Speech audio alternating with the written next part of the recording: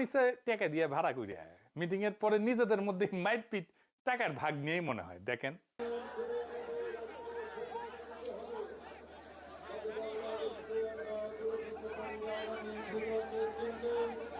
এই দল নাকি বাংলাদেশকে স্থিতিশীল করবে।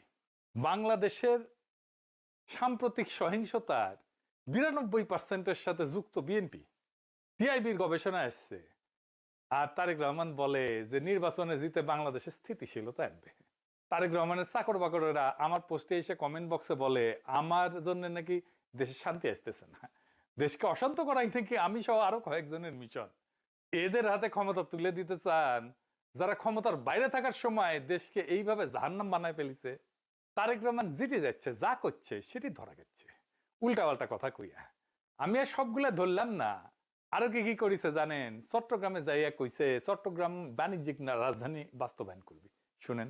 সমগ্র চট্টগ্রাম সহ সারা দেশে বহু মানুষের কর্মসংস্থান হবে, সারা দেশে ব্যবসা বাণিজ্য অনেক চাঙ্গা হবে, যাতে করে মানুষের কর্মসংস্থান হবে, মানুষ চাকরি ব্যবসা বাণিজ্য